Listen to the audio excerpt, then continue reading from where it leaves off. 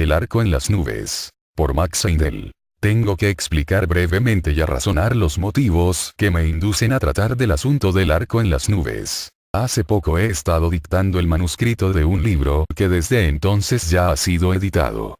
En el curso del dictado se pusieron de manifiesto ciertos puntos que requerían una investigación, siendo uno de ellos la fuerza vital que entra en el cuerpo por el vaso. La investigación demostró que esta fuerza se manifiesta en distintos colores y que obra distintamente en los diversos reinos de la vida. Por este motivo era preciso proceder con cautela antes de publicar esta información. Un amigo, después de haber leído algo del manuscrito, hizo venir de su biblioteca en Seattle un libro publicado hace unos 40 años y titulado Los Principios de Luz y Color, por Babbitt. Yo me referí a este libro y lo encontré muy interesante, por estar escrito por un clarividente. Después de haber estudiado el libro durante una hora, yo reanudé mi investigación, con el resultado de ver mucho más claro en el asunto que antes. Es un asunto muy profundo porque la misma vida divina parece estar incorporada en estos colores. Entre otros casos investigando hacia atrás en la memoria de la naturaleza respecto a la luz y el color, llegué a un punto donde no había luz, como quedó demostrado en el concepto Rosacruz del cosmos. Después seguí por los distintos grados de informaciones planetarias y hasta el punto donde se vio el arco iris en las nubes. Toda esta investigación me produjo una impresión tan profunda que me llenó de devoción. En la Biblia se dice que Dios es luz, y nada nos puede revelar la naturaleza de Dios en el mismo grado que aquel símbolo. Si un clarividente volviese la vista hacia atrás, hasta los tiempos primordiales, y mirase a este planeta cuando se hallaba en formación, vería en primer término algo así como una nube negra, sin forma, saliendo del caos. Después vería cómo esta nube de substancia virginal se convertía por el fiat creador en luz, su primera manifestación visible, una neblina luminosa de fuego. Entonces vendría un momento en que aquella neblina de fuego quedaría envuelta en una atmósfera de humedad, y después de esto llegaría lo que conocemos con el nombre de periodo lunar. Más tarde aún se presentaría el estado más oscuro y más denso llamado periodo de la Tierra. En la época lemuriana la primera incrustación de la Tierra empezó cuando el agua hirviente se evaporó. Sabemos que cuando hacemos hervir una y otra vez agua, en la caldera se forma una incrustación. Del mismo modo el hervir de la humedad en la superficie del ígneo globo terráqueo produjo la corteza dura que hoy constituye la superficie de la Tierra. La Biblia dice respecto de la última época que no llovía en la Tierra, sino que una niebla se levantaba de ella.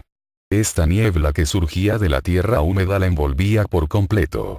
Entonces no podíamos ver la luz del sol como ahora. El sol tenía el aspecto de un arco de luz eléctrica de ahora en una noche oscura.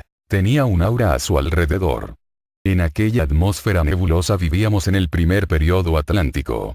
Más tarde vino una época en la cual la atmósfera iba refrescándose poco a poco y se condensó el agua, expulsando finalmente a los atlantes de su tierra por una inundación formidable, un diluvio, tal como lo recuerdan las distintas religiones. Cuando aquella atmósfera nebulosa envolvía la tierra, el arco iris era una cosa imposible.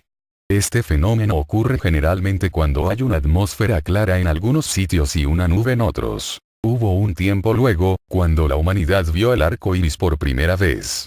Cuando yo observé aquella escena en la memoria de la naturaleza, me pareció una verdadera maravilla. Hubo refugiados que fueron expulsados de la Atlántida, que está actualmente en parte bajo el océano Atlántico, pero también incluía partes de la actual Europa y América. Estos refugiados fueron empujados hacia el este, hasta que llegaron finalmente a un sitio donde la tierra era elevada, donde la atmósfera estaba bastante más clara y donde vieron el cielo limpio por encima de sus cabezas. De repente surgió una nube y de esta nube salió un relámpago. Ellos oyeron el retumbo del trueno, y habiendo escapado del peligro de la inundación y huido bajo la dirección de un guía al que reverenciaban como a Dios, le preguntaron ansiosos: ¿qué pasará ahora con nosotros? ¿Es que por fin vamos a ser destrozados? Aquel guía les indicó con el dedo el arco iris en la nube diciendo: no, mientras este arco se dibuje en las nubes, las estaciones seguirán una a otra sin interrupción. Y aquellos hombres miraron con gran admiración y consuelo aquel arco de esperanza. Cuando consideramos al arco iris, como una de las manifestaciones de la divinidad, podemos aprender magníficas lecciones de devoción, porque, a la vez que miramos los relámpagos con pavor y oímos los truenos con miedo, el arco iris en el cielo tiene que provocar siempre en el corazón humano una admiración por la belleza por su séptuple faja de color.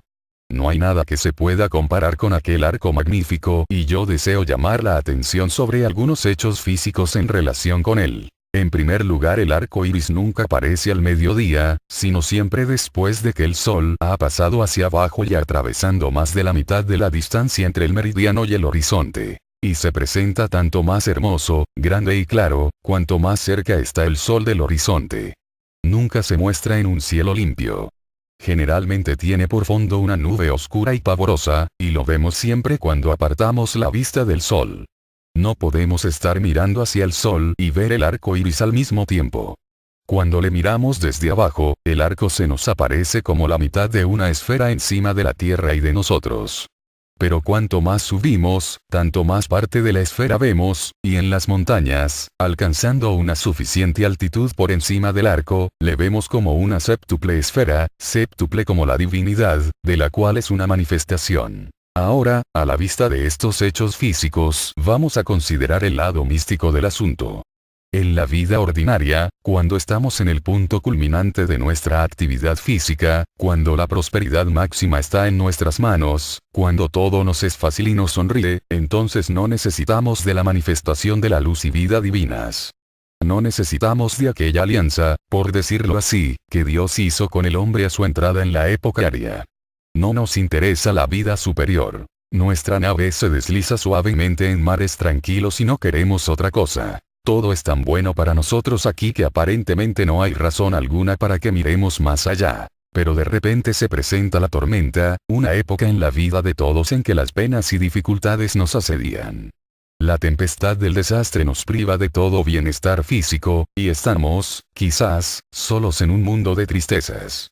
Entonces, cuando nos apartamos del sol de la prosperidad física, cuando dirigimos la vista hacia la vida superior, siempre veremos sobre la negra nube del desastre el arco de la alianza entre Dios y el hombre, demostrando que estamos siempre capacitados para el contacto con la vida superior. Quizá entonces no sea el momento más propicio para establecerlo, porque todos necesitamos cierta evolución material, la cual se realiza del mejor modo cuando no estamos en contacto demasiado íntimo con la vida superior. Pero para evolucionar y progresar y buscar gradualmente un estado cada vez más elevado de espiritualidad, es preciso que en un momento dado se nos presenten dificultades y pruebas que nos pongan en contacto con la vida superior. Cuando podamos considerar las pruebas y las tribulaciones como un medio para aquella finalidad, entonces las penas se convertirán en las mayores bendiciones que podríamos recibir. Cuando no tenemos hambre, ¿por qué preocuparnos por el alimento? Pero cuando notamos las angustias de la inanición y estamos sentados delante de una comida, por rústica que sea, daremos gracias a Dios por deparárnosla. Si dormimos bien todas las noches, no apreciamos todo el bien que esto significa, pero si noche tras noche no hemos podido conciliar el sueño, nos damos cuenta de su gran valor en cuanto se nos presenta otra vez el sueño normal. Cuando gozamos de buena salud y no sentimos dolor de ninguna clase en nuestros cuerpos, estamos propensos a olvidar hasta la existencia del dolor físico. Pero inmediatamente después de una enfermedad o de grandes sufrimientos, nos damos cuenta de todo el bien que significa la salud. Así, pues, por el contraste entre los rayos del sol y la oscuridad de la nube, vemos en esta última el arco que nos llama hacia una vida superior. Y si dirigimos nuestra mirada hacia este símbolo, nos será mucho más provechoso que continuar andando por los caminos de la vida inferior. Muchos de nosotros estamos inclinados a atormentarnos por nimiedades. Esto me recuerda una historia publicada recientemente en una de nuestras revistas, de un niño que había subido por una escalera. Él había estado mirando hacia arriba mientras estaba subiendo, y había llegado tan alto que una caída le hubiera sido mortal. Entonces se paró y miró abajo, e instantáneamente fue presa del vértigo. Cuando desde una altura miramos hacia abajo, se nos va a la cabeza y tenemos miedo. Pero alguien desde arriba le llamó diciendo: «Mira hacia arriba, chiquillo. Súbete hasta aquí y yo te ayudaré». Él miró arriba, y en el acto el vértigo y el miedo desaparecieron. Entonces subió más hasta que le cogieron por una ventana. Debemos mirar siempre hacia arriba y olvidar las pequeñas molestias de la vida, porque el arco de la esperanza está siempre en la nube. A medida que tratamos de vivir la vida superior y de subir hasta las sublimes alturas de Dios, veremos cómo el arco de la paz se convierte en una esfera y que hay tanta paz aquí abajo como allí arriba. Es nuestro deber el llevar a cabo la obra que nos corresponde en este mundo, y no debemos nunca subtraernos esta obligación. Todavía tenemos otro deber que cumplir para con la vida superior, y en interés de esta última, nos reunimos la noche del domingo y acumulando nuestras aspiraciones progresaremos hacia las alturas espirituales. Debemos recordar también que llevamos dentro de nosotros un poder espiritual latente, que es más grande que cualquier otro poder del mundo, y a medida que se desarrolla somos responsables del modo de usarlo. Con el fin de aumentar este poder, debemos tratar de dedicar una parte de nuestro tiempo libre al cultivo de la vida superior, de modo que, cuando la nube del desastre desciende sobre nosotros, estemos capacitados con la ayuda de aquel poder, para encontrar el arco dentro de la nube. Así como el arco iris aparece al final de la tormenta, así, cuando hayamos obtenido el poder de ver el arco brillante de nuestra nube de desastre, el final del desastre ha llegado y el lado luminoso empieza a aparecer. Cuando mayor sea el desastre, tanto mayor era la lección que necesitábamos. Cuando estamos en el sendero del mal, más tarde o más temprano, recibimos un amistoso pero fuerte latigazo, para volver otra vez a las realidades de la vida y reconocer a la fuerza que el sendero de la verdad va hacia arriba y no hacia abajo, y que Dios gobierna el mundo. Por Max Seidel.